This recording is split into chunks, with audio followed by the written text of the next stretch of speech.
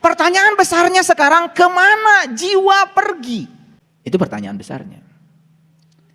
Kemana arwah ini pergi? Karena kalau jiwa sudah keluar dari tubuh kan ganti nama juga. Namanya arwah. Nah, kemana arwah ini perginya? Ini pertanyaan. Kalau tadi mau berangkat ke Bali, jelas pesawatnya. Jelas di Balinya berapa lama. Tapi mati, ini jiwa kemana perginya? Pernah gak mikir? Maka di Quran kenapa ada kata-kata begini? Ketika nyawamu sampai di kerongkongan, pada saat itu kamu harus melihat. Aku lebih dekat kepadamu, tetapi kebanyakan manusia tidak melihat. Itu kan diabadikan dalam Quran surat Al-Waqiah itu.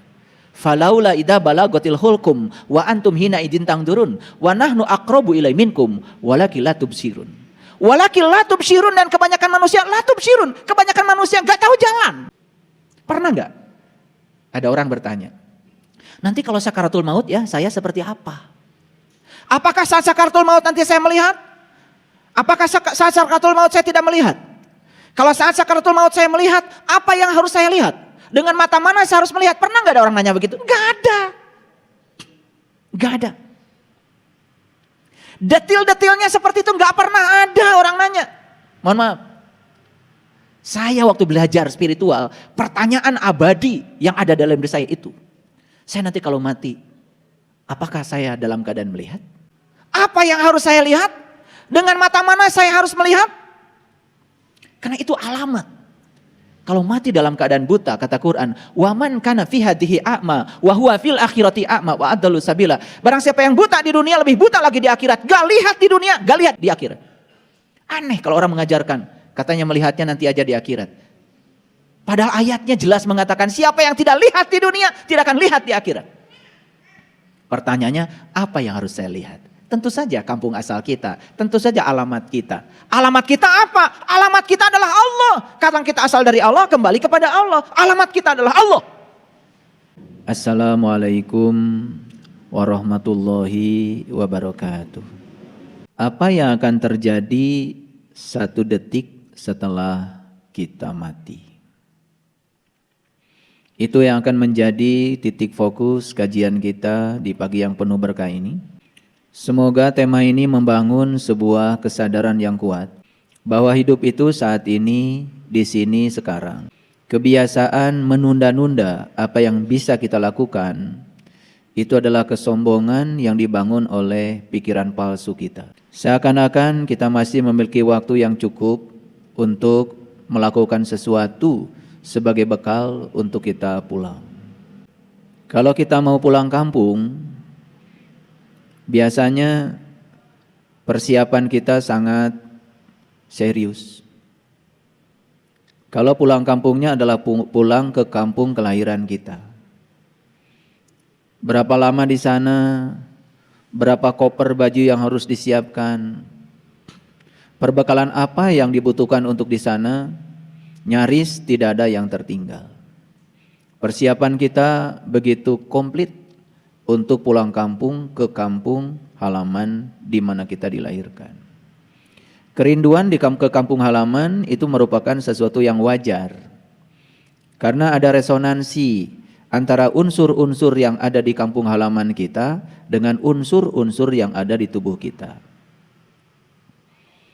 Saya dilahirkan di sebuah kampung di mana orang tua saya minum air di kampung itu. Makan nasi yang padinya juga ditanam di kampung itu. Makan pisang di halaman di mana saya dilahirkan di kampung itu.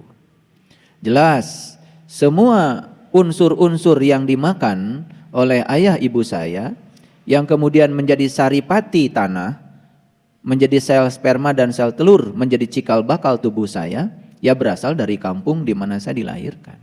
Jadi wajar saja kalau tubuh saya ada kerinduan dengan unsur-unsur pembentuk di mana saya dilahirkan.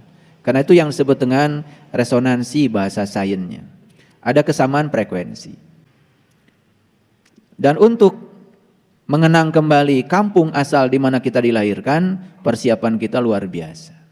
Padahal itu kampung yang bersifat fisik. Jangan lupa bahwa diri kita ini juga memiliki aspek metafisik. Ada daya hidup dalam diri kita. Ada ruhku, bagian dari dirinya Allah yang ditiupkan ke dalam diri kita menjadi jantung kehidupan diri kita. Sekaligus juga jantung kehidupan semesta yang ada dalam diri kita. Persiapan untuk menuju kampung yang itu sangat berbeda dengan persiapan menuju kampung yang fisik tadi. Bahkan menuju kampung yang sejati itu nyaris tanpa persiapan. Oleh karena itu semoga setelah saya bicara hari ini muncul kesadaran baru bahwa dimensi waktu itu cuma 3. Tadi, sekarang, nanti. Tadi itu walaupun 1 detik yang lalu sudah lewat dan itu sudah menjadi bagian dari sejarah kehidupan kita. Dan apa yang terjadi pada saat tadi itu tidak bisa diubah. Sama sekali tidak bisa diubah. Yang bisa diubah dari tadi bukan keadaannya, tetapi cara berpikir kita tentang tadi yang bisa diubah. Dan untuk apa tadi itu? Tadi itu tujuannya cuma 1, memberikan pelajaran. Jadi tadi itu adalah pusat pelajaran, sedangkan nanti itu adalah pusatnya segala harapan, dan kita bisa mengukir nanti menjadi lebih baik dari tadi kalau saat ini, sekarang kita melakukan sesuatu yang berarti. Makanya orang yang tidak pernah belajar dari tadi, dia melakukan tindakan saat ini tanpa refleksi dari tadi, ya jangan kecil hati kalau nanti sama dengan tadi. Itu yang disebut dengan orang yang rugi. Orang yang sama keadaannya hari ini dengan hari kemarin, itu adalah orang yang sangat merugi di dalam kehidupannya. Apalagi orang-orang yang saat ini lebih buruk dari yang kemarin. Jadi seharusnya manusia ini memiliki keistimewaan dalam hal fasilitas hidup, harusnya memiliki kesadaran yang istimewa dibandingkan dengan makhluk yang lain. Para sahabat, umur itu gak terasa ya. 10 tahun, 20 tahun, 30 tahun, 40 tahun, 50 tahun. Tahu-tahu kita sudah jadi generasi gogo. Jadi kalau 50 kan gocap. Kalau ditambah 5, go lagi. Makanya go ini kan awalan untuk menyebut gope, gocap, goban, itu semua kepala 5. Jadi saya menyebut generasi gogo bukan berarti kematian itu miliknya generasi ini.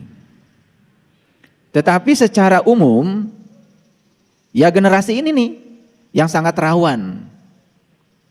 Jadi kalau usia sudah gogo, gocap go, nah di atas 55, itu sudah masuk ruang tunggu untuk mendapatkan last call for departure. Jadi ini harus sadar bahwa kita sudah di ruang tunggu.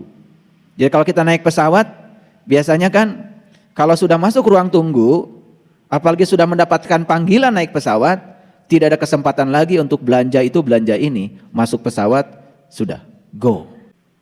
Dan kalau saya perhatikan yang ada di ruangan ini, 95% ini generasi go-go. Jadi sudah di ruang tunggu. Sebentar lagi akan mendapatkan panggilan terakhir. Last call for departure. Untuk pulang kampung. Entah pesawatnya Devil Airline, entah pesawatnya Heaven Airline, nggak tahu. Karena jenis pesawat yang akan membawa kita pulang kampung, tentu saja apakah bintang 2, apakah bintang 3, apakah bintang 4 atau bintang 5, sangat bergantung kepada cara hidup kita. Jadi kalau cara hidupnya sembrono, gak karu-karuan, tidak mempersiapkan diri untuk menuju itu, ya jangan kecil hati. Kalau pesawat yang akan membawa kita Devil Airline, ya bintang 1 pesawatnya.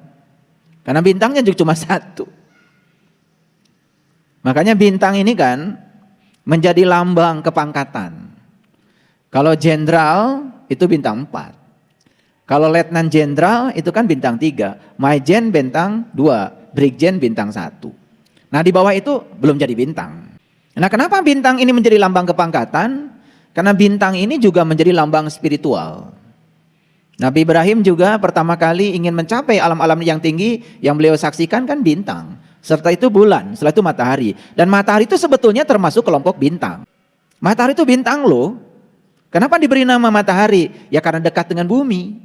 Yang sebangsa matahari itu banyak sekali, cuman jauh letaknya. Karena saking jauhnya, jaraknya tanpa batas, maka cahaya menuju bumi ini itu perlu waktu yang lama. Jadi belum tentu bintang yang kita saksikan saat ini itu adalah bintang yang saat ini. Itu mungkin bintang jutaan tahun yang lalu baru kita saksikan saat ini, karena perjalanan cahaya dari tempat bintang ke bumi ini kan perlu waktu. Saking jauhnya jarak antara bintang dengan bumi, terkadang kita menggunakan, tidak cukup menggunakan kilometer, tetapi menggunakan tahun cahaya. Karena cahaya itu ya memiliki kecepatan 300 juta meter per detik. Jadi 1 detik cahaya bisa menempuh jarak 300 juta meter. Kebayang? Cahaya itu larinya 1 detik saja sudah 300 juta meter. Nah sekarang kalau 1 tahun coba, berapa triliun juta meter? Nah saking besarnya, maka ordenya tidak cukup menggunakan meter, apalagi kilometer, megameter, tidak cukup. Maka menggunakan tahun cahaya, saking jauhnya. Itu baru cahaya loh. Bagaimana cahaya di atas cahaya? Bermain di dimensi cahaya saja sudah sedemikian ya, luar biasanya. Bagaimana kita bermain di dimensi cahaya di atas cahaya? Nurun ala nurin. Kalau cahaya majasi ini setiap orang bisa menikmatinya. Tapi nurun ala nurin, yahdillahu linurihi mayyasa. Hanya orang-orang tertentu saja yang dibimbing Allah menuju cahaya itu. Siapa yang dibimbing Allah menuju nurun ala nurin itu? Ya tentu saja mereka yang punya kehendak. Maka mereka yang punya kehendak mencapai alam-alam yang tinggi, ya dia akan menyaksikan bintang, menyaksikan bulan, menyaksikan matahari. Dan matahari kan bintang juga. Jadi kalau di lagu Lir-Ilir itu ya ada ya penekno blimbing kui. Jadi kita ini harus memanjat pohon blimbing. Nah pohon blimbing yang harus dipanjat tentu saja bukan pohon blimbing yang ditanam di bumi ini. Dan kita harus memanjat ketinggian sebetulnya, memanjat alam-alam yang tinggi. Nah kenapa? Untuk apa itu? Ya supaya saat kita memasuki ruang tunggu, semoga kita dapat panggilan untuk naik pesawat yang bintang 7 lah, untuk pergi ke kampung halaman kita. Dan di situ kita akan kita lihat kesuksesan seseorang pada saat hidup bisa dilihat salah satunya ketika dia meninggal. Dan hanya manusia yang bisa meninggal. Tidak ada kucing mati. Kenapa tuh kucing? Barusan saja kucing saya meninggal. Anjing mati tidak pernah dibilang anjing meninggal. Kenapa? Kenapa meninggal itu hanya untuk manusia? Karena manusialah yang banyak meninggalkan sesuatu pada saat kematiannya. Ada yang meninggalkan kesedihan, ada yang meninggalkan kegembiraan, ada yang meninggalkan konflik, ada yang meninggalkan warisan untuk jadi konflik juga. Semakin banyak yang ditinggalkan, dan yang ditinggalkan itu tidak pernah dirawat sama sekali, itu akan menjadi bara yang baru buat yang ditinggalkan. Makanya banyak ya, seseorang yang meninggalkan warisan, yang anaknya asalnya akur pada saat dia hidup, ketika dia meninggal, anaknya rebutan warisan, terjadi konflik yang hebat, persaudaraan tidak penting lagi, karena orientasinya adalah uang dan warisan. Apa yang terjadi? Sudah meninggalkan bara. Makanya hanya manusia yang bisa meninggal, karena manusia banyak meninggalkan sesuatu. Mending meninggalkan kegembiraan, ini meninggalkan kesedihan. Pertanyaan yang paling dasar bagi kita mau meninggalkan apa? Itu pertanyaan yang harus dijawab. Mau bikin sejarah apa di kehidupan ini? Hitler meninggal, meninggalkan apa? Meninggalkan nama dalam sejarah. Harumkah namanya? Pahitkah namanya? Nabi Muhammad meninggal, tercatat dalam sejarah. Meninggalkan apa beliau? Meninggalkan kesan yang dalam bagi umat. Diulang-ulang kebaikannya di mana-mana, hampir tidak ada keburukannya. Bahkan yang belum menemui beliau di zamannya, hidup 1000 tahun setelah beliau meninggal, masih bisa mencintai beliau, pada belum pernah ketemu. Bisa cinta kepada beliau, padahal tidak sejaman dengan beliau. Wajar kalau cinta beliau sejaman dengan beliau. Itu cinta bisa ada ikatan yang luar biasa. Nah pertanyaannya, kita mau meninggal seperti apa? Yang bisa meninggal cuma manusia. Mau meninggalkan apa? Kucing meninggal tidak meninggalkan harta, tidak meninggalkan apa. Rumah pun tidak ada. Makanya mereka yang meninggal selain manusia tidak menimbulkan konflik. Hanya manusia yang meninggal mewariskan konflik. Ada yang mewariskan utang juga. Menjadi beban bagi yang hidup. Silakan, pertanyaannya satu. Kita mau meninggal, meninggalkan apa? Karena hanya manusia yang bisa meninggal. Kata-kata itu tidak kita sadari. Kenapa? Ada apa kok di rumah ini rame-rame? Oh, si Anu meninggal. Kita tidak pernah menyadari kata meninggal.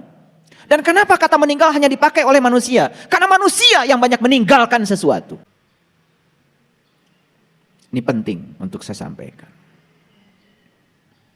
Hanya orang bodoh yang tidak membuat persiapan diri dari sekarang, bahkan hampir tidak memikirkannya, dan seakan-akan dia akan hidup kekal di sini, itu orang bodoh. Ribuan kematian yang dia saksikan tidak memberikan pelajaran apa-apa.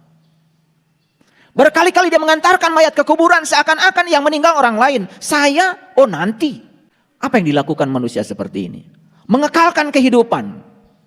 Terus saja mencari upaya untuk memanjangkan umur. Alasan-alasannya sangat klise. Anak saya masih kecil. Cucu saya masih kecil. Pekerjaan saya belum selesai. Mau sampai kapan?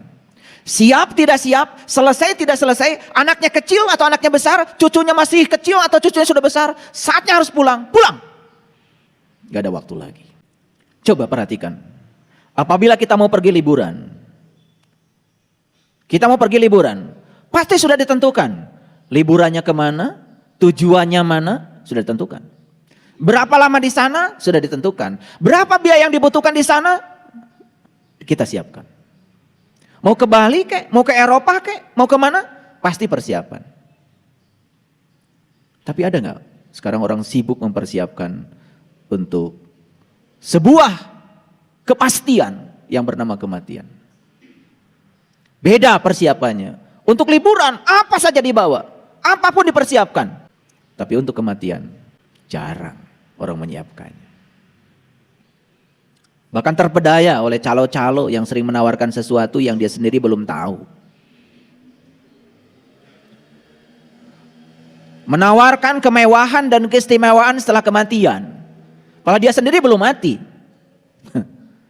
Dasar calo. Dan kita terpedaya dengan tawaran-tawaran kemewahan. Makanya manusia ini lucu dibandingkan dengan makhluk lain. Pohon nangka di rumah saya, setiap berbuah memberikan nangka. Dan saya yakin pohon nangka itu kalau saatnya harus mati, bahkan sekarang masih hidup, dia tidak memikirkan tempat istimewa setelah dia mati. Yang suka memikirkan tempat istimewa setelah mati cuma manusia. Makanya dikit-dikit dikaitkan dengan nanti, dikit-dikit dikaitkan dengan nanti. Terus berfokus kepada tempat istimewa itu. Dan banyak yang menjanjikannya. Bahkan rela memberi tiket untuk membeli tempat istimewa itu. Yang orang yang menawarkannya pun belum pernah ke sana. Betul? Itulah kita selama ini.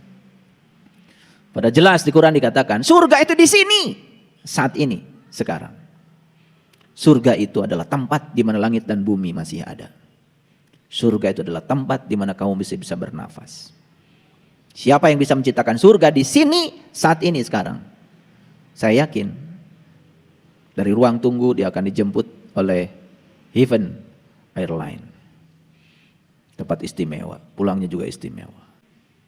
Pernahkah kita memikirkan, nanti kalau saya mati tempat yang dituju apa? Tempat yang ditujunya mana? Lalu apa bekal saya untuk di sana? Berapa lama saya di sana? Pernah nggak ada yang bertanya begitu? Pertanyaan itu hanya untuk liburan saja. Pertanyaan untuk itu hampir tidak ada. Hampir tidak ada. Makanya ada 3 pandangan manusia tentang kematian. Pandangan yang pertama ada yang mengatakan, ya sudah, kalau sudah mati ya berakhir sampai di sini. Ada yang punya keyakinan seperti itu. Boleh? Ya boleh saja, nggak usah usil. Ada yang punya keyakinan bahwa setelah mati memasuki masa tunggu dan kemudian lahir kembali. Dan kesadaran terakhir saat dia mati akan menjadi kesadaran awal saat dia hidup. Ada. Karena dia memandang bahwa kehidupan ini adalah siklus. Boleh? Ya boleh saja, nggak ada yang larang kok. Yang penting setiap keyakinan apapun ada dasarnya, ada argumennya. Ini bukan soal benar salah, soal cocok atau tidak cocok. Saya tidak begitu suka menyebut benar salah. Karena saya lebih suka menyebut cocok tidak cocok. Ya mungkin saja keyakinan pertama cocok untuk kita saat ini. Besok-besok kita mengalami dinamika, mungkin kita nggak cocok lagi dengan yang pertama. Besok-besok kok kita lari ke keyakinan yang kedua, nggak masalah, dinamika. Istiqomah dalam bahasa Islam itu bukan titik mati, bukan konsistensi. Istiqomah itu adalah dinamika. Dan banyak yang mengatakan istiqomah itu ya konsistensi. Yang konsisten itu robot. Yang konsisten itu patung. Patung Bung Karno di Bandara Soekarno-Hatta. Saat diresmikan begini telunjuknya, sampai sekarang begini nggak berubah. Itu konsisten namanya. Makanya itulah bahayanya patung. Bukan patungnya, bukan objeknya yang haram. Sifatnya. Jadi kalau Anda seperti patung, hari ini begini, besok begini, lusa begini, itu yang haram. Bukan objeknya. Kita menjadi anti patung. Tetapi kita memiliki sifat patung, aneh. Itulah kebodohan. Gambar haram. Dikira yang haram tuh gambarnya. Gambarnya nggak punya dosa apa-apa. Yang haram itu adalah membuat gambaran-gambaran dari segala sesuatu yang kita tidak tahu. Membuat gambaran-gambaran tentang Tuhan. Kita juga nggak kenal Tuhan. Lalu Tuhan itu digambarkan sebagai suatu sosok. Setelah itu dikonsepsi Tuhan menurut pikiran kita. Kalau kita baik padanya, dia akan baik pada kita. Kalau kita tidak baik kepadanya, dia akan menyiksa kita, mengutuk kita. Itu konsepsi tentang Tuhan. Apakah itu Tuhan yang sebenarnya? Tapi karena konsepsi ini diulang-ulang terus-menerus, maka kebohongan yang diulang-ulang terus-menerus lama-kelamaan dianggap kebenaran. Itu yang berbahaya. Ada yang punya pandangan bahwa setelah mati kita akan melanjutkan kehidupan dengan tubuh baru yang kekal dan abadi. Ya boleh. Nah sekarang cocoknya yang mana? Ya silakan. Yang cocok untuk kesadaranmu saat ini yang mana? Silakan. Yang konyol itu kalau kita terjebak benar salah. Lebih konyol lagi ketika kita merasa paling benar dan semua keyakinan yang orang lain jalani salah. Itu yang saya sering sebut go block. Ini nggak kasar. Karena go itu artinya pergi. Block itu artinya hambatan. Setiap mau pergi ada hambatan. Itu namanya go block. Bloknya dari mana? Dari pikiran kita sendiri. Lihat orang-orang yang semangat setelah dinasehati oleh saya. Di sini, nyampe ke rumah, melempem lagi. Itu namanya go blok. Go-nya cuma sesaat aja di sini, nyampe di rumah ketemu blok lagi. Wah besok saya mau bisnis, semangat luar biasa. Begitu ada hambatan sedikit saja, ada tantangan sedikit saja, sudah langsung mundur. Itu go blok. Ini bahasa Inggris loh, bukan bahasa Sunda. Saya nggak tega ngucapin kata bahasa Sunda yang kayak gitu. Kan ini bahasa Inggris. Sebutnya keren itu ya. Leluhur kita itu kalau bikin bahasa keren, cerdas. Lotek walaupun enak, sampai sekarang tetap aja rendah hati. Dipanggilnya lotek, tidak pernah high tech. Kematian itu suatu kepastian. Tidak ada yang lebih pasti dari kematian. Sekali lagi, tidak ada yang lebih pasti dari kematian. Apa yang terjadi 1 detik setelah kematian? Yang jelas, yang pertama, nama kita langsung berganti. Begitu 1 detik setelah mati, saya nanti kalau mati nanti, 1 detik setelah saya mati, gak ada yang tanya, di mana Pak Saiful? Gak ada. Almarhum di mana? Udah hilang Saiful Karim, udah diganti almarhum. Ketika para tamu ingin tahu tubuh saya di mana, tidak ada yang tanya, di mana Pak Saiful? Nggak ada. Jenazahnya di mana? Udah nggak direken. Nama yang diagung-agung sudah hilang saat itu. Apakah itu presiden, apakah itu menteri, apakah itu gubernur, apakah itu raja. Saat mati langsung ganti nama jadi almarhum. Tubuhnya disebut jenazah. Kenapa sebutannya berbeda? Jiwa-jiwa yang melekat di dalam diri kita saat hidup disebut jiwa, saat mati langsung ganti nama jadi arwah. Betul nggak? Sadar nggak kita itu? Sering kan mendengar ini? Coba pikirkan, kenapa nama diganti almarhum, almarhumah, kenapa diganti jenazah, kenapa jiwa itu diganti arwah? Coba. Gak ada menghentikan cipta. Buat para jiwa, gak ada. Buat para arwah.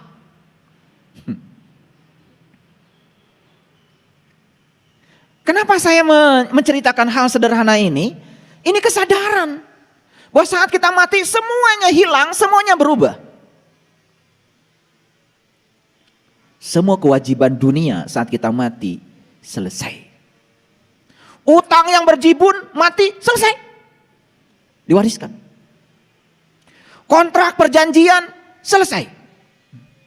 Saya punya kontrak sekian miliar, sekian triliun, proyek saya luar biasa, mati selesai. Bahkan kontrak perkawinan pun selesai. Betul? Ketika kita sakit menjelang kematian, rasa sakit yang mendera, penderitaan yang luar biasa, begitu mati, selesai. Dibebaskan. Jadi saya suka aneh saja. Ketika seseorang sakit menderita luar biasa, kita tangisi sakitnya. Kasihan dia sakit. Tapi begitu dikasih karunia kematian oleh Allah, dibebaskan dari sakitnya, masih ditangisi. Maunya apa? Saya mau nanya aja, maunya apa? Ketika sakit menderita, itu tumor, itu cancer, apapun, dia menderita kesakitan, ditangisi. Wajar kalau ditangisi. Dibebaskan dari rasa sakit dengan kematian, masih ditangisi. Maunya apa? Sadar? Sadar apa tidak? Jadi maunya apa? Semua yang disebut milik hilang sesaat. Semua yang disebut milik, tanah ini milik saya, konyol banget. Gak ada tanah milikmu. Yang ada kamu milik tanah. Itu yang benar. Kita sedang membebaskan tanah di Jelekong itu. Saya gak mau ribut soal tanah. Mau dijual berapa? Bayar. Kita butuh. Walaupun kita sudah bayar itu tanah, bukan milik kita. Gak bisa dipindahkan kok. Gak bisa dibawa kok. Betul gak? Sudah dibayar tetap aja di Jelekong. Jangan mentang-mentang karena uang kita seakan-akan itu berpindah tangan menjadi milik kita. Enggak ada. Semua yang di dunia ini hanya hak guna pakai. Walaupun ada sertifikat hak milik, itu bohong, itu kertas. Kita beli sawah 1 hektar, berapa lama sih itu milikmu? Sebatas kamu bernapas, berhenti napas, pindah tangan pada yang lain. Mana yang namanya milikmu? Apakah kata hak milik berubah ketika mati? Tidak. Itu cuma main-main basa-basi duniawi ya, memang begitu. Makanya jangan terlalu bingung dengan kertas, semuanya kertas kok. Yang lucu lagi, kita ini sering merasa kehilangan sesuatu yang jelas-jelas bukan milik kita. Itulah kadang-kadang kebohongan yang diulang-ulang dalam sholat kita. Inna sholati wa nusuki wa mahyaya wa mamati lillahi rabbil alamin la syarikalah wa bidzalika umirtu wa ana awalul muslimin. Dan kita mengatakan semua milik Allah, semua milik Allah, semua milik Allah. Di sini. Tetapi kenyataannya seakan-akan semua milik kita. Pelitnya luar biasa. Hitungannya luar biasa. Makanya di episode yang kemarin saya sengaja membuat judul melepaskan kemelekatan pada harta dan diri. Supaya semuanya mengerti. Jadi semua yang menjadi milik itu hilang pada saat napas berhenti. 1 detik setelah kematian semuanya berpindah. Dan kita tidak akan bisa masuk lagi ke tubuh ini. Tidak ada izin lagi untuk menggunakan jasmani ini. Saat kita keluar, kita sadar keluar, kita melihat tubuh kita sendiri. Ada keinginan untuk masuk lagi, tetapi tidak bisa lagi. Maka disebut menghembuskan nafas yang terakhir. Artinya, ya sudah, begitu nafasnya terhembus gak bisa masuk lagi. Dan saat itu kita kehilangan kontrol terhadap diri kita. Tangan tidak bisa dikontrol oleh kita lagi. Kaki gak bisa dikontrol oleh kita lagi. Tubuh ini tidak bisa dikontrol oleh kita lagi. Kita kehilangan kontrol sama sekali saat itu. Pertanyaan sekarang. Tubuh kita sekarang masih bisa dikontrol oleh kita. Digunakan apa? Mulutmu masih bisa dikontrol oleh kamu sekarang, digunakan untuk apa?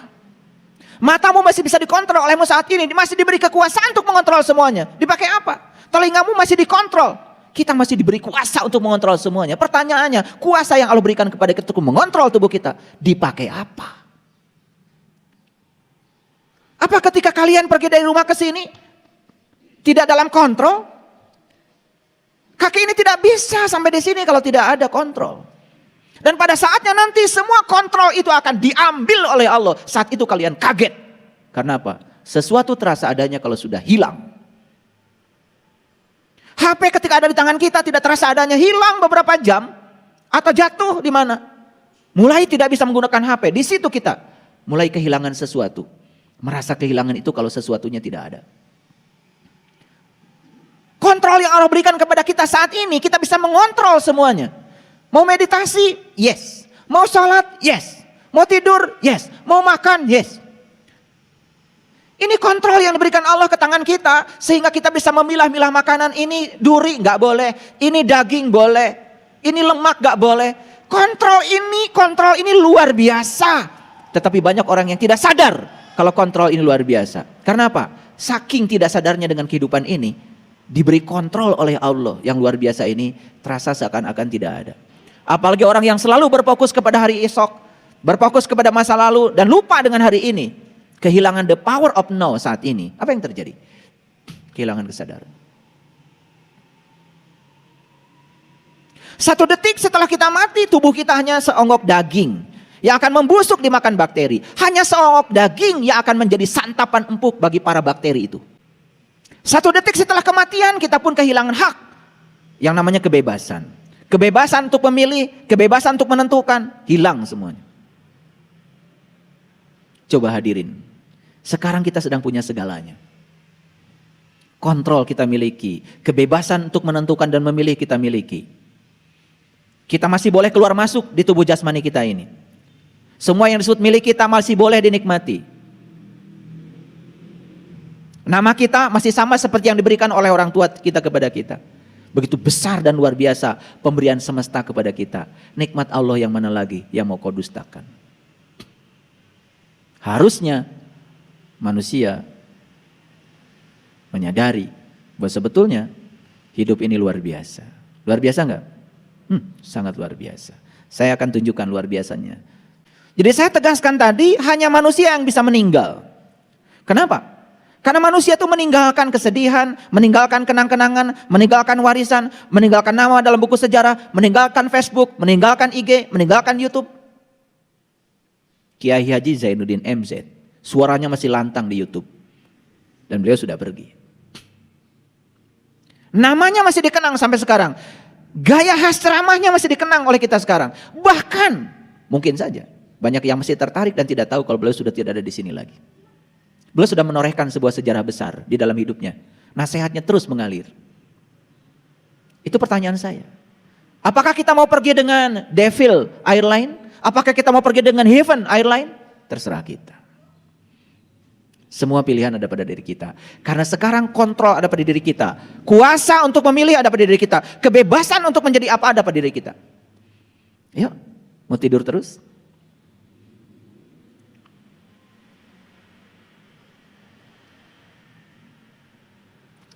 Semua makhluk hidup di dunia ini hanya memiliki satu tujuan. Dan tujuan itu sama, yaitu kematian. Betul? Semua makhluk hidup di semesta ini cuma punya satu tujuan. Dan tujuan itu sama. Apa itu? Kematian. Dan tujuan manusia dilahirkan itu cuma satu. Apa? Mati. Tujuan manusia dilahirkan itu satu. Mati. Awas. Oh kalau gitu saya nggak usah ngapa-ngapain di dunia ini. Karena tujuan dari kelahiran ini adalah mati. Ya sudah. Karena saya sudah lahir ke dunia ini, saya tinggal nunggu mati saja. Awas, jangan menangkap makna yang salah. Kalau tujuan dari kelahiran ini adalah mati, berarti kelahiran ini, durasi antara kelahiran dan kematian itu apa? Kalau tujuan kelahiran itu adalah mati, berarti durasi antara kelahiran dan kematian itu apa? Itu durasi untuk menyiapkan diri agar kita bisa mati. Tentu saja mati dalam pengertian bisa kembali ke tempat asal kita. Nanti saya akan tunjukkan videonya nanti supaya semuanya mengerti. Nah, kebanyakan manusia sekarang ini sibuk memperpanjang masa hidup, bukan mempersiapkan diri untuk kematian. Boleh nggak minum suplemen vitamin? Boleh. Boleh nggak olahraga? Ya boleh. Tetapi jangan terus memperpanjang masa hidup, tetapi tidak mengisi kehidupan. Ngerti maksud saya? Kan ada terus memperpanjang masa hidup. Olahraga yes, hidup sehat ya. Tetapi tidak bikin apa-apa dalam hidup. Tidak bikin sejarah apa-apa dalam hidup. Hanya terus saja memupuk ego. Hanya terus mencari tanpa membagi. Hanya mengumpulkan tanpa melepaskan. Kan banyak yang kayak gitu. Itu namanya salah arah. Jadi antara kelahiran dan kematian ini ada jeda nih, ada durasi. Untuk apa durasi ini? Durasi ini adalah untuk menyiapkan diri agar saat mati bisa pulang. Karena tujuan Allah menghadirkan kita di semesta ini kan sebetulnya untuk menjadi kepanjangan tangannya. Agar kita menjadi kepanjangan tangannya untuk menyampaikan cinta kasihnya. Makanya kita diwajibkan untuk selalu mengamalkan kalimat Bismillahirrahmanirrahim.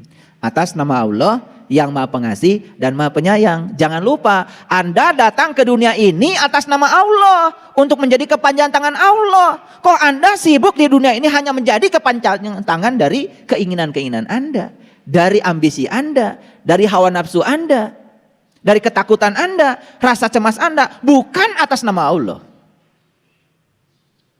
Makanya saya yakinkan pada semuanya, siapapun yang hidupnya tidak didrive oleh Allah, tidak sadar yang mendrive dia adalah Allah, dia didrive oleh kesibukannya sendiri, ambisinya sendiri, keinginan-keinginan sendiri, pasti menderita.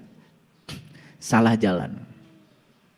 Lah kenapa ketika dia itu hidup tidak atas nama Allah menderita? Memang Allah yang menghukum? Tidak. Penderitaan itu hanya Allah mengingatkan, kalau kamu terlalu jauh berjalan dari diriku. Gitu aja kok. Bukan soal salah benar, itu bukan azab, itu bukan ujian. Gak ada kerjaan Allah ngasih ujian. Yang suka ngasih ujian tuh dosen, guru. Allah gak pernah ngasih ujian. Salah tuh yang suka bilang Allah ngasih ujian. Kenapa nih kehidupan? Oh, saya sedang diuji oleh Allah. Enak aja, kapan daftarnya? Emang perguruan tinggi apa? Pakai ujian segala. Gak pernah Allah tuh nguji-nguji kayak gitu. Gak ada kerjaan. Jadi saat kita menderita itu bukan ujian. Semesta sedang mengingatkan kepada kita, kamu terlalu jauh nih dari jalanmu sendiri, kamu terlalu jauh dari jati dirimu sendiri. Ya udah, itu. Jadi siapapun yang di dalam kehidupan ini menjalankan kehidupan bukan atas nama Allah, tidak atas nama Allah, atas nama pribadi, atas nama keinginan, atas nama ego, atas nama ambisi pribadi, ya jelas dia akan mengalami segala macam yang disebut dengan penderitaan. Bukan hukuman, bukan azab, bukan. Gimana Allah yang Maha Cinta ngasih azab? Gimana Allah yang Maha Cinta menghukum hambanya? Maaf ya, saya menggunakan kata-kata dalam Injil. Injil juga kitab suci. Maaf ya, yang agak alergi nggak apa-apa. Lupakan aja. Tapi ini saya sangat tertegun dengan kata-kata Injil. Begini dalam Injil, kamu saja yang jahat. Ketika anakmu minta roti, pasti tidak dikasih batu. Kamu aja yang jahat kata Allah, ketika anakmu minta roti, pasti nggak dikasih batu. Bagaimana dengan aku yang Maha Cinta? Bagaimana aku yang kasih? Masa sama Allah minta roti dikasih batu? Masa minta uang dikasih ular? Yuk jujur. Lihat kesibukan manusia. Memperpanjang masa hidup atau mempersiapkan diri untuk kematian? Pilih. Memperpanjang masa hidup atau menyiapkan diri untuk kematian? Silahkan dijawab. Lihat kehidupan orang-orang yang berada. Apa yang dilakukan mereka? Maaf.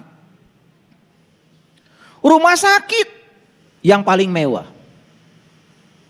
Orang lain berobat di rumah sakit yang dalam negeri, dia nggak mau, dia pergi ke luar negeri. Terus diperpanjang masa hidupnya. Obat orang lain generik, oh dia nggak mau, obat paten nomor 1. Dokternya nggak mau yang biasa, pengen yang paling ahli. Betul? Apa sih sesungguhnya di balik itu? Ketakutan akan kematian. Semua yang sibuk memperpanjang masa hidup, sebetulnya dirinya itu takut dengan kematian. Kenapa takut dengan kematian? Karena belum siap. Karena dia tidak pernah mempersiapkan untuk kematian. Nih saya yakinkan ya pada kalian, orang yang setiap saat hidupnya baik-baik saja, membahagikan orang, punya uang bantu orang, punya ilmu bantu orang, tidak pernah pelit, di sini saat ini sekarang selalu hadir, tidak pernah menunda ketika dia mau melakukan kebaikan, tidak direcokin oleh pikirannya. Saya yakin orang kayak gini tidak takut mati. Orang yang terus memperpanjang masa hidup sebetulnya dia sedang membungkus ketakutan akan kematiannya karena belum siap. Yang dia lakukan apa? Merampok duit orang, merampok duit negara, mengumpulkan kekayaan sebanyak-banyaknya. Jika perlu dimanipulasi. Duit yang haram kemudian dibelikan seakan-akan hasil bisnis. Namanya pencucian uang.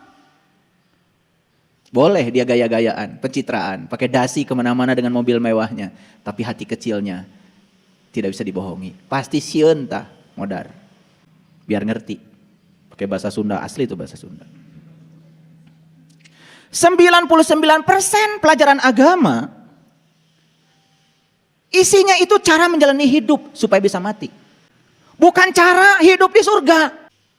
90% ajaran agama itu cara menjalani hidup supaya bisa mati.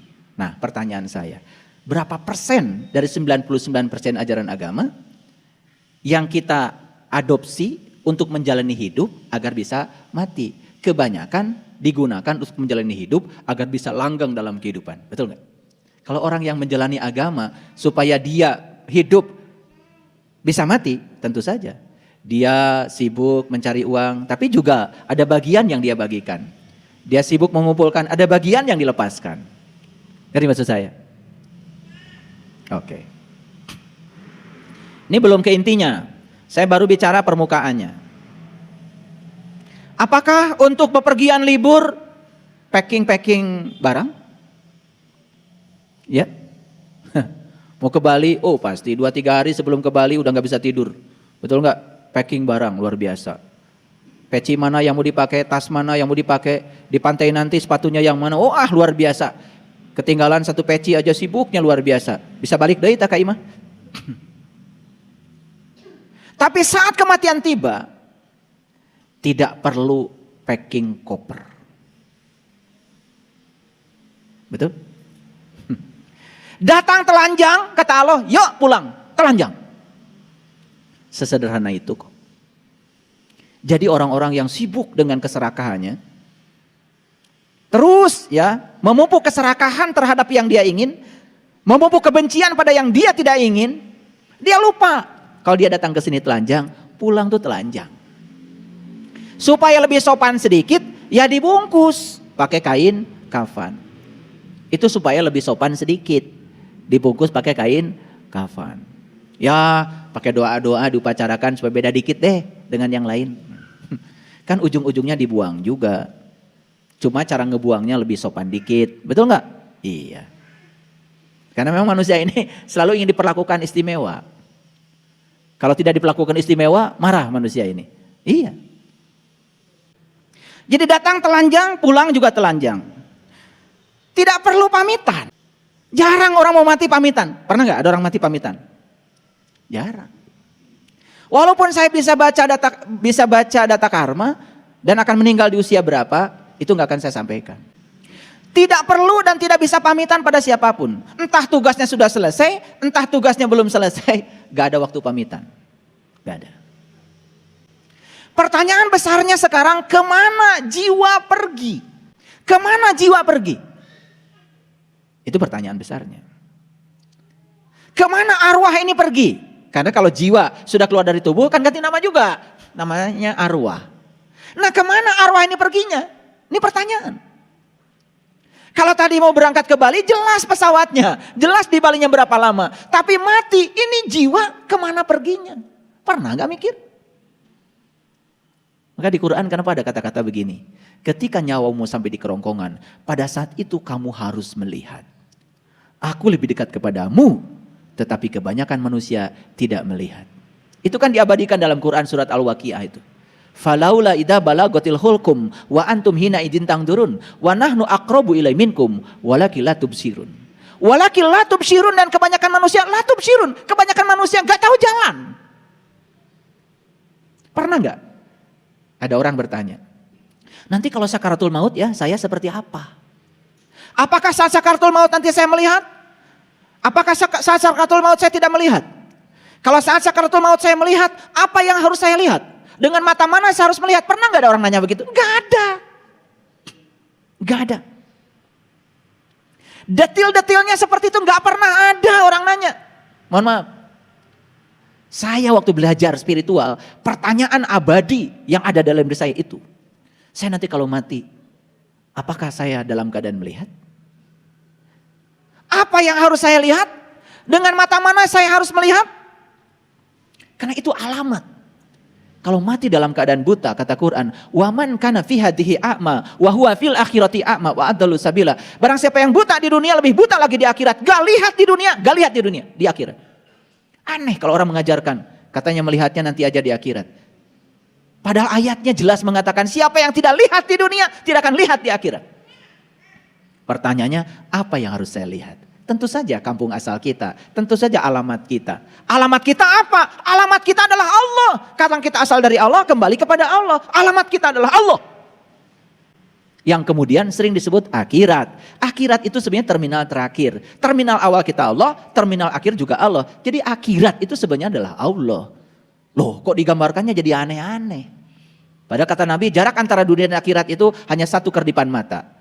Nabi Muhammad yang bilang begitu ketika ditanya malaikat Jibril, "Ya Rasulullah, berapa jauh jarak antara dunia dan akhirat?" Beliau mengatakan, satu kerdipan mata. Melihat, nutup, tidak melihat. Satu kerdipan mata, nyampe ke akhirat.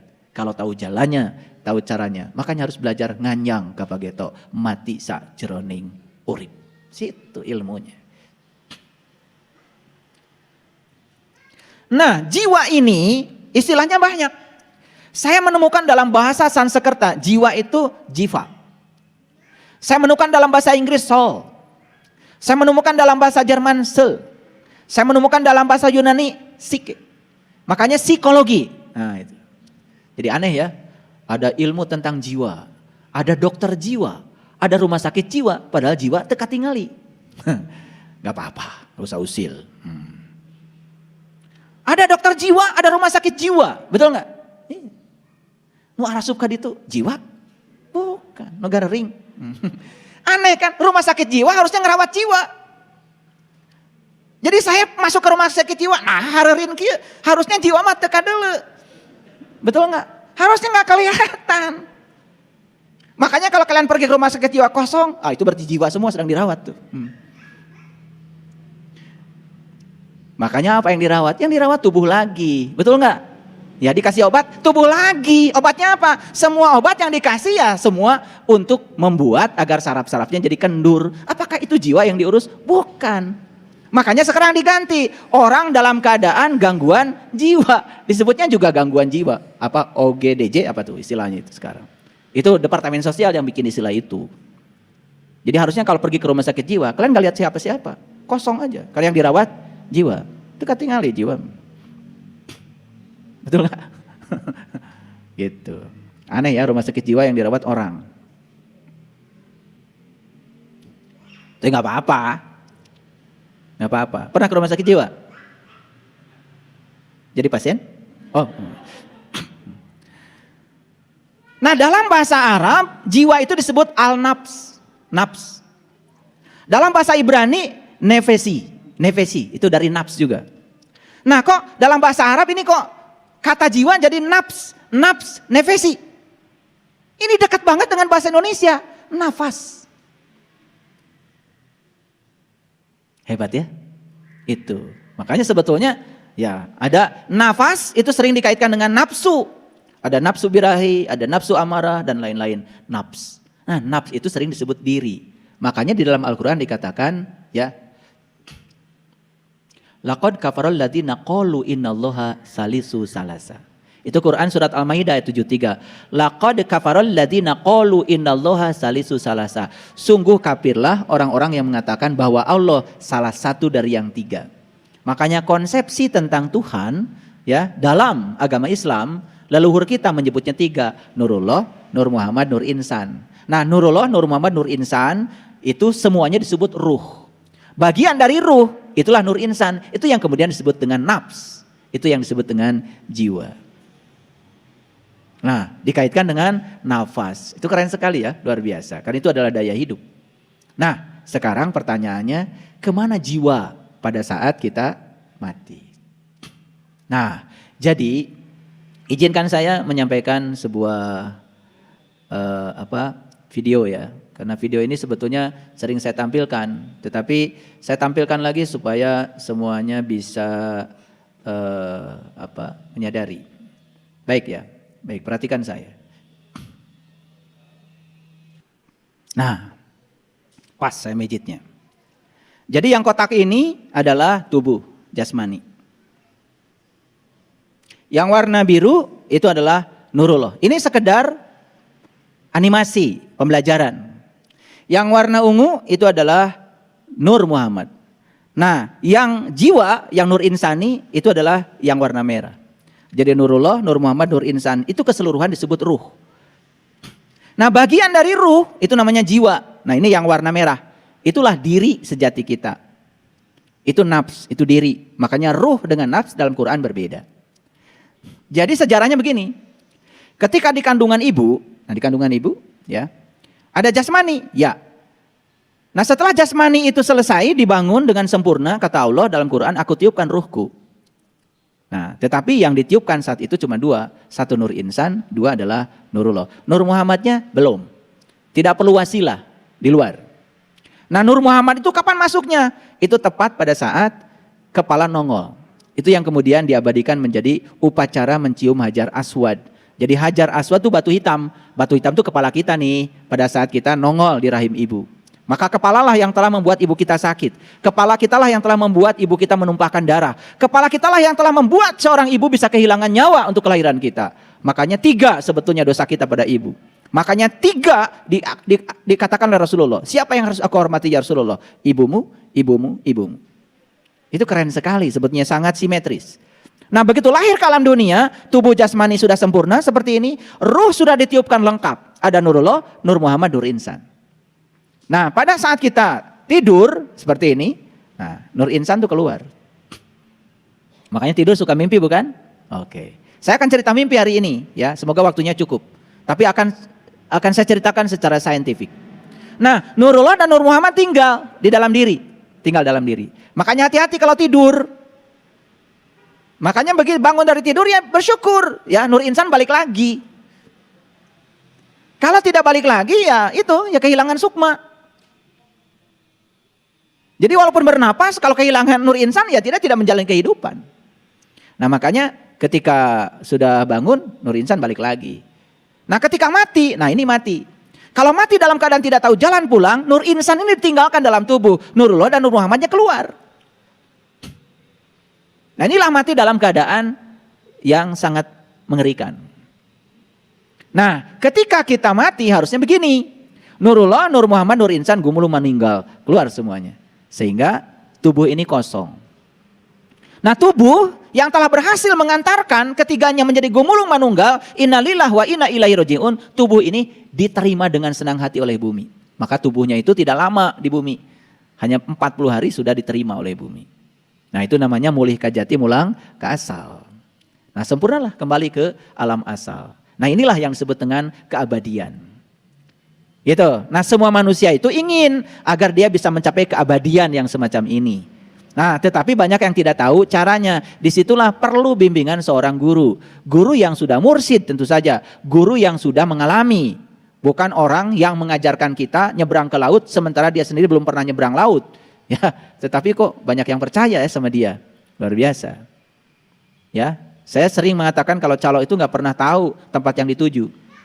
Jangan dikira loh di Cicahem calo yang bilang Garut pernah ke Garut. Mungkin belum pernah ke Garut. Tapi selalu ngajak kita ke Garut. Bahkan menunjukkan ini bis ke Garut. Padahal dia belum pernah ke Garut. Mungkin. Namanya juga calo. Paham ya? Nah, kita balik lagi ke sini.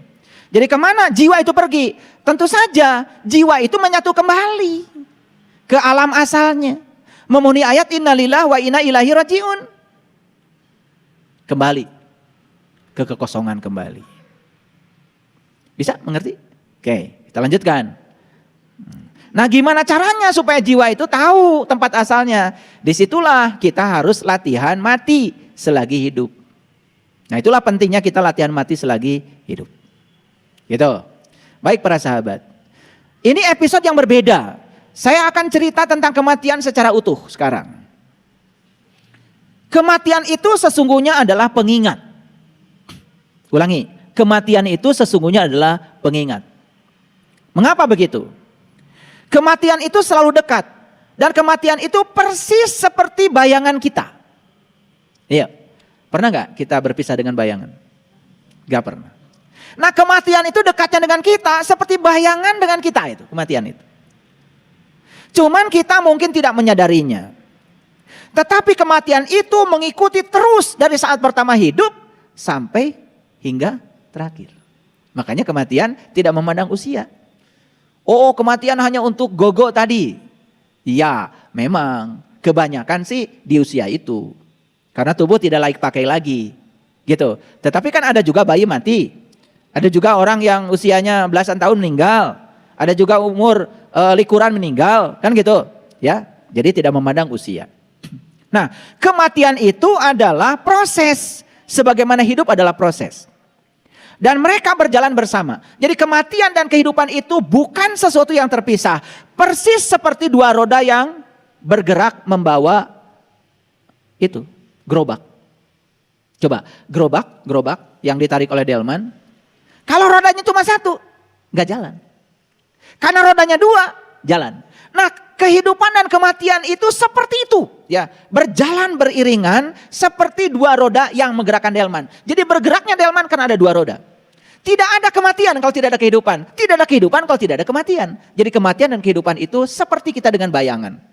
Jadi pahami bahwa sebetulnya kematian itu bukan sesuatu yang terpisah dari kehidupan. Lihat saya semuanya. Sekarang saya sedang bernafas.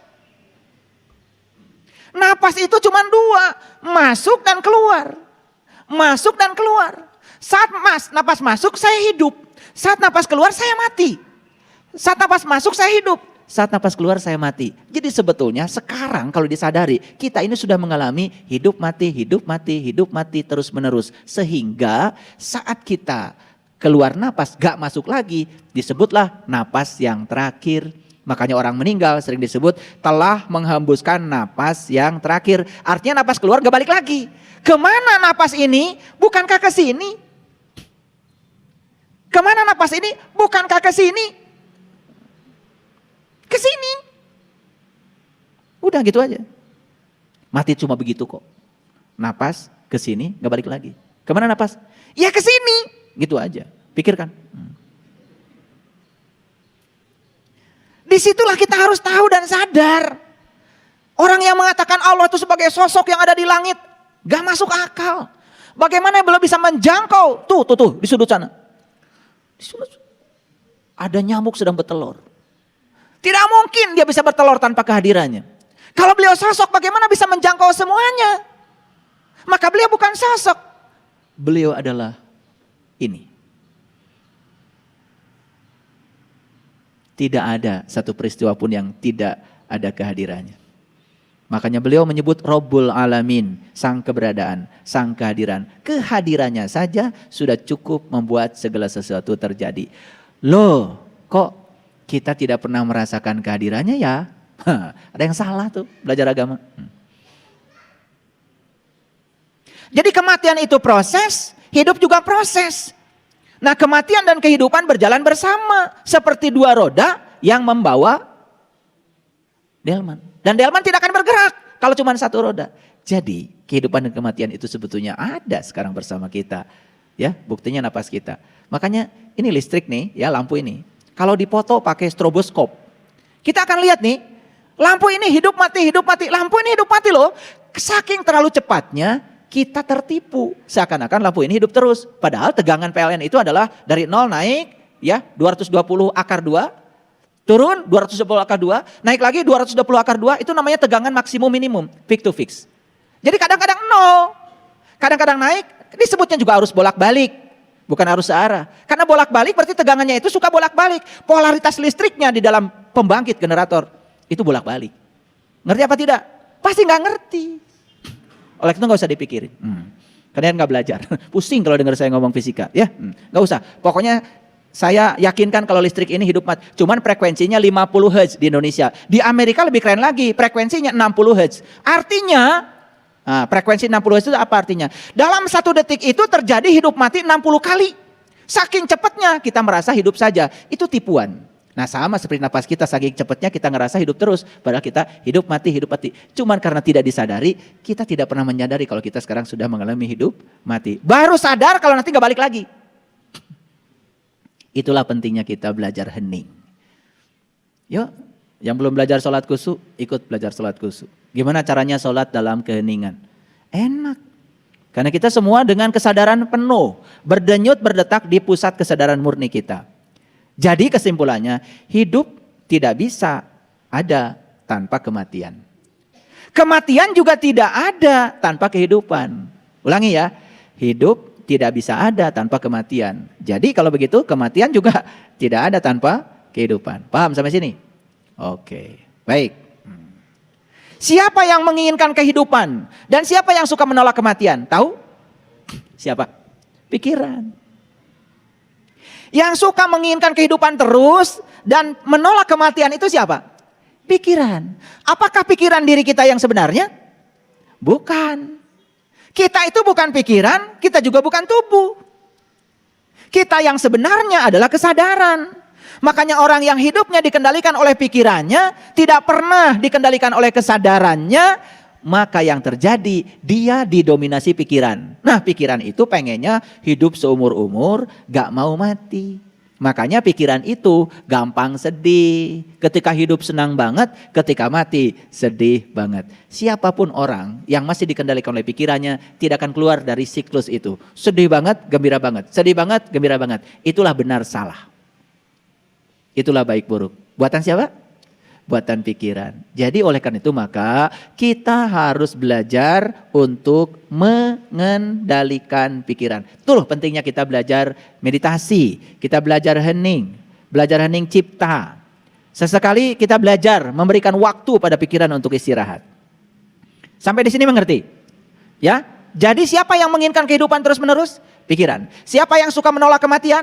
Pikiran. Nah sepanjang orang dikendalikan oleh pikirannya, siapapun yang mati dia tolak. Maka keluarlah bahasa-bahasa yang aneh-aneh. Innalillahi wa inna ilaihi rajiun. Turut berduka cita. Siapa yang berduka cita? Pikiran. Apakah itu dirimu? Bukan, itu diri palsumu. Kalau orang yang berkesadaran, gak gitu doanya. Semoga almarhum almarhumah pulang dengan sempurna dalam liputan cahayanya yang agung. Memenuhi ayat innalillahi wa inna ilaihi rajiun, asal dari Allah kembali kepada Allah. Jadi orang yang cerdas itu cara berdoanya juga beda. Nah kalau orang yang suka ngikut-ngikuti, pokoknya asal ada doa kematian panjang dikit, apalagi banyak tulisan Arabnya, pasti itu di-share. Saya udah tahu sifat kalian. Panjang, ada Arabnya, pasti di-share. Padahal nggak ngerti. Betul apa tidak? Iya. Ngaku aja, nggak apa-apa. Nah, ketika seseorang itu menolak kematian, berarti dia sedang bertentangan dengan hukum alam. Keinginan untuk hidup terus ternyata bukan hanya dimiliki manusia. Hampir semua makhluk hidup ingin hidup terus. Sebetulnya pohon itu takut mati. Pernah ngobrol sama pohon? Takut mati. Makanya pohon itu suka ngomong, tolong dong saya disiram. Suka dengar gak pohon ngomong begitu? Suka dengar gak pohon ngomong begitu? Enggak. Budek berarti. Pohon itu suka ngomong, tapi bahasanya pakai bahasa pohon. Ngerti bahasa pohon? Ngerti bahasa pohon? Pohon itu pakai bahasa universal, pakai bahasa rasa, nggak pakai kata-kata, nggak punya mulut kok. Jadi kita ini selama ini hanya mengatakan, yang bisa bercakap-cakap dengan seluruh binatang hanya Nabi Sulaiman. Yang bisa bercakap-cakap dengan pohon hanya Nabi Sulaiman. Sebetulnya kita itu bisa bercakap-cakap dengan seluruh makhluk di semesta ini. Cuman kitanya budak. Mereka itu sebetulnya ngomong dengan bahasa mereka sendiri. Cuman kita nggak ngerti. Itu yang namanya bunga di rumah itu ngomong kok. Tolong dong saya disiram. Ketika ada daun-daun kering dia bilang tolong dong saya dirawat. Jangan cuma jenggotmu aja yang dikerok, tolong dong daun-daun kering di sekitar saya dirawat. Itu kalau pohon dirawat, daun keringnya diambil, yang kuning-kuningnya diambil. Seneng banget itu pohon itu. Besok berbunga. Gitu gak kalian dengan pohon? Ya habis, boro-boro nyiram. Boro-boro lihat daun kuning, gak pedulilah. Iya. Upil di mata aja, gak pernah dibersihin. Makanya saya yakin itu, ngurus tubuh aja nggak rajin, boro-boro ngurus pohon. Itu sudah hukum alam itu, ya. Jadi kalau orang di rumahnya pohon mati, udah lihat aja dari penampilannya, ya. Kalau jalannya jadi seret, pasti pohon mati. Bawa sendal aja berat. Ya, makanya hati-hati kalau jalan diseret itu. Itu banyak beban hidup itu. Iya sendal aja berat bagi dia, coba diseret-seret, betul nggak? Iya. Apalagi berhadapan dengan masalah besar, jalan aja diseret. Jadi saya bisa tebak itu. Ini cuci wajah aja nggak bersih, ya udah jelas lah boro-boro ngurus pohon. Jadi kalau di rumahnya pohonnya mati nggak cantik, wajar. Ya, jangan sakit hati. Jadi siapa yang menolak kematian berarti dia bertentangan dengan hukum alam. Ternyata semua makhluk di semesta ini pada dasarnya semua ingin hidup lama. Termasuk pohon. Tetapi kalau pohon pengen hidup lama, pohon bisa dimaafkan. Karena pohon tidak punya kesadaran. Tapi kalau manusia itu pengen hidup lama, tidak siap mati, selalu ingin melanggengkan kehidupan, kayak pohon. Ini akibat tidak punya kesadaran. Nah, disinilah lagi-lagi ya. Jadi lagi-lagi apapun yang kita pelajari ketika belajar agama sebenarnya kan intinya meningkatkan kesadaran. Jadi kesimpulannya manusia itu harus terjaga. Jadi kita ini sekarang harus merasakan kehadiran kematian itu dan bisa dirasakan lewat napas kita. Nah kenapa kita tidak merasakan? Karena kita terlalu berisik dalam kehidupan ini. Tidak punya waktu untuk bisa memberikan jeda untuk kita hening. Jadi kesimpulannya kematian dan kehidupan itu keduanya bersama. Persis seperti dua kutub ekstrim, tetapi itu satu energi. Hidup adalah kekuatan aktif, sedangkan kematian adalah kekuatan pasif. Dan hidup itu seperti listrik positif. Kematian itu seperti listrik negatif. Dan keduanya tidak bisa dipisahkan. Begitu memisahkan listrik positif dan listrik negatif, lampu tidak menyala. Nah, bagi orang yang sadar, kehidupan dan kematian itu biasa. Ya biasa. Menjadi tidak biasa karena dibuat tidak biasa. Betul nggak? Wow, pokoknya kematian itu dibuat sedemikian dramatisnya. Betul nggak? Bahkan ada banyak upacaranya, betul? Wah, kalau ada kematian, ambulan datang, upacara itu, upacara ini, dibuat dramatis. Dan hampir semua orang menganggap kematian itu sebagai sesuatu yang negatif. Jarang memandang kematian sebagai sesuatu yang positif. Disitulah perlu belajar agama supaya kita bisa memandang kematian itu sebetulnya adalah hal positif. Nah, oleh karena itu setelah dapat ceramah dari saya ini, kita menjadi tidak takut mati lagi. Nah, biasanya kalau dengerin khutbah kematian seperti ini, bergetar nggak? Bergetar nggak? Ada nggak dalam diri sekarang takut akan kematian? Ada? Awas, hati-hati. Ya, takut kematian tidak akan membantu kita untuk mati pulang kepada Allah. Jangan takut. Orang yang takut kematian itu karena masih ingin hidup lama, berarti dia masih menolak. Apapun yang kita takuti berarti kita masih menolak. Hati-hati ya. Nah, sekarang mari kita sadari dan kita pahami bahwa kematian akan terjadi setiap saat. Bahkan mungkin sesaat lagi kita akan mati. Nah, kesadaran ini akan membantu kita menjalani momen saat ini di sini sedalam mungkin. Makanya orang-orang yang selalu berfokus pada saat ini, di sini, sekarang, memahami the power of now, memahami kekuatan saat ini, maka dia akan berada dalam keadaan damai. Tidak takut kehidupan, tidak takut kematian. Itu poinnya. Nggak tahu bisa nangkap nggak poin saya? Oke, ya. Nah, jadi kematian ini bisa memotong ya akar kehidupan tanpa memberitahu, tanpa isyarat. Pokoknya aku akan datang, kata kematian. Tetapi bagi orang yang sadar, selalu hadir di sini saat ini sekarang, tidak menjadi masalah. Nah, ini titik berat saya hari ini. Perhatikan, kita hanya akan tahu kematian itu datang ketika itu terjadi. Nah, kematian bukanlah penderitaan besar. Penderitaan besar justru saat kita punya peluang dan kesempatan, kita tidak benar-benar hidup. Dan terus menunda segala sesuatu. Yuk, lihat saya semuanya. Kematian bukan penderitaan besar. Penderitaan yang paling besar justru kita menyia-nyiakan kehidupan. Catat. Jadi walaupun kita harus menyiapkan kematian, tidak usah berfokus pada kematian. Berfokus saja kepada kehidupan. Karena kalau hidup kita sudah kita isi dengan sebaik-baiknya, ya sudah, kita juga akan mati dengan sebaik-baiknya. Jadi oleh karena itu, penderitaan yang terbesar bukanlah kematian. Tapi penderitaan yang paling besar adalah menyia-nyiakan kehidupan. Dan selalu menunda.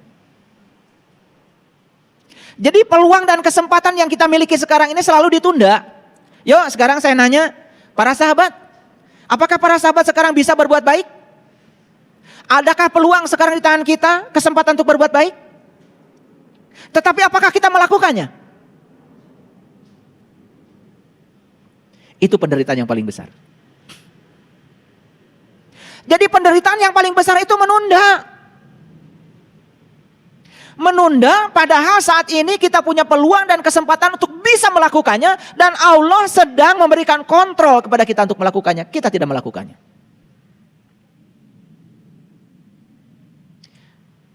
Sekarang mengerti penderitaan paling besar apa? Jadi penderitaan yang paling besar bukan kematian. Penderitaan yang paling besar adalah menyia-nyiakan peluang dan kesempatan yang diberikan Allah untuk benar-benar bisa mengisi kehidupan.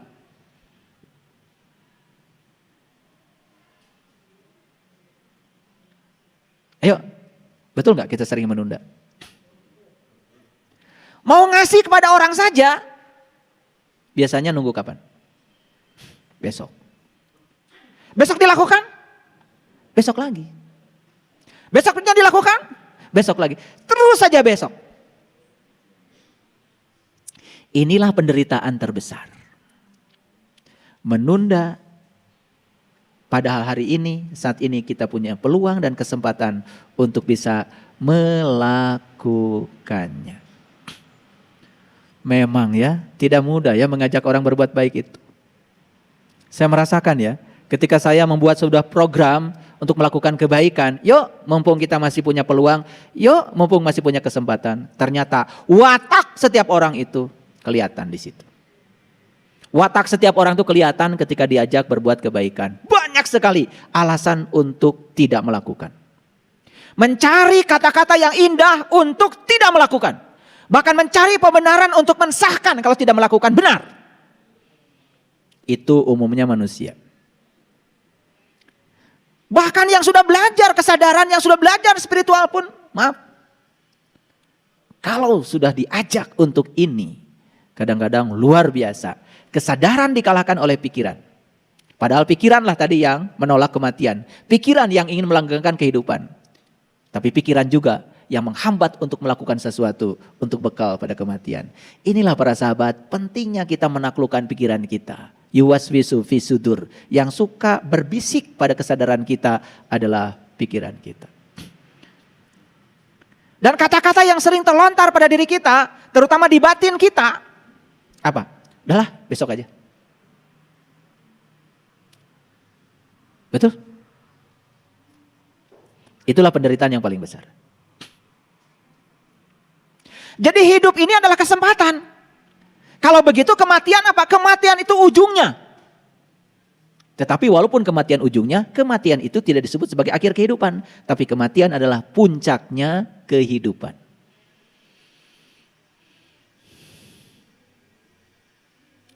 Jadi jika kita memahami kematian, hidup akan menjadi intens. Di situ akan lahir yang namanya totalitas. Jadi rasa takut tidak akan pernah membantu sama sekali. Karena ketakutan justru akan mengaburkan pikiran. Tidak pernah ada pemahaman yang lahir dari rasa takut.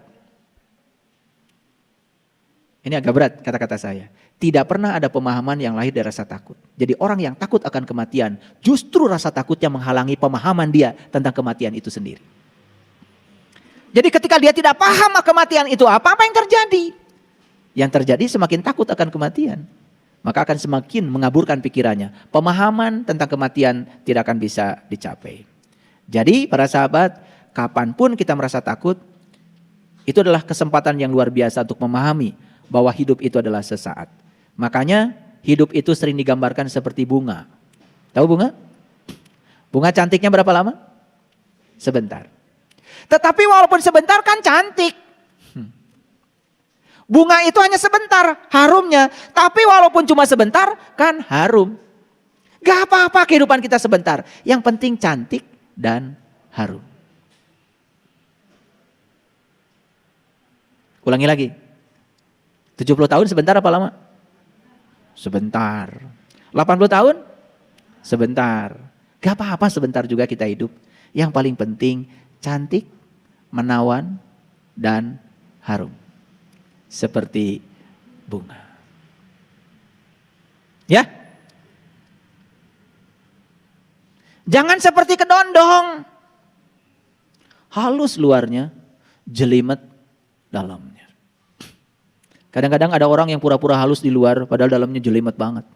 Makanya kedondong gak pernah dipakai untuk sesajen.